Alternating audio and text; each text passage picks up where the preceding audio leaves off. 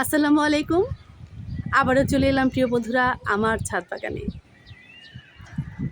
আজ বন্ধের দিন হওয়াতে ছাদ বাগানে কিছু কিছু কাজ হচ্ছিল, কিন্তু সেই কাজগুলো আর এগিয়ে নেওয়া গেল না। তোমরা দেখতেই পাচ্ছ আকাশের পরিস্থিতি, বৃষ্টি এক্ষুনি নেমে পড়বে, সেজন্য কাজগুলো বন্ধ করে রেখে দিতে হলো।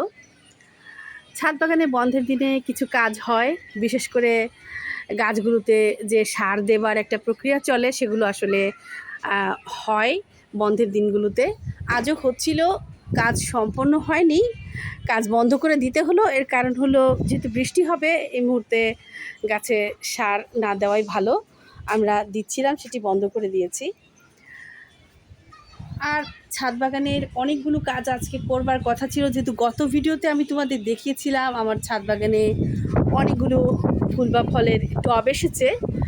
সেগুলো কিছুক্ষণ আগে আমি আমার ছাদ বাগানের যে কিচেনটা আছে, এই যে আমার ছাদ বাগানের কিচেন, এটার ভিতরে টবগুলো আমি নিয়ে নিয়েছি, যেহেতু বাতাসে সব কিছু লন্ডভন্ড করে দিচ্ছিল, এদিকে জিনিস ওদিকে নিয়ে নিচ্ছিল, সেজন্য কাজ বন্ধ রাখলাম। ভাবলাম একটা ছোট্ট আপডেট ভিডিও হয়ে যাক আমার ছাদ বাগানের। ঝড় হবে বিধায় আমি কিন্তু আমার বিড়াল ছানাদের খাবার দিয়ে রেখেছি এটার ভেতরে, সেই সাথে ওরা খাবার খেয়েছে এবং এখানে সেখানে বসেও আছে। একেবারে মন খারাপের মতন একটা অবস্থা, ঝড় বৃষ্টি হলে ওদের মনটা ভীষণ খারাপ থাকে। ওই যে আরও একজন ওখানে বসে আছে।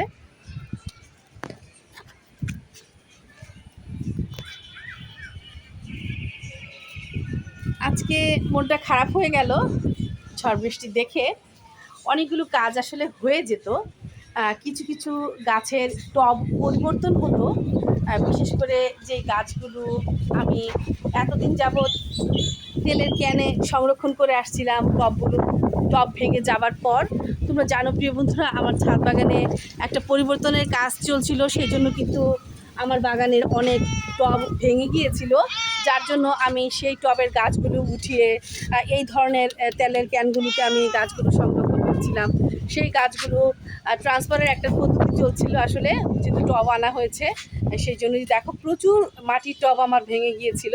সেই প্রত্যেকটা মাটির টবের সেই গাছগুলো তড়িঘড়ি করে আমি এরকম 5 লিটারের তেলের ক্যানে আমি সংরক্ষণ করেছি।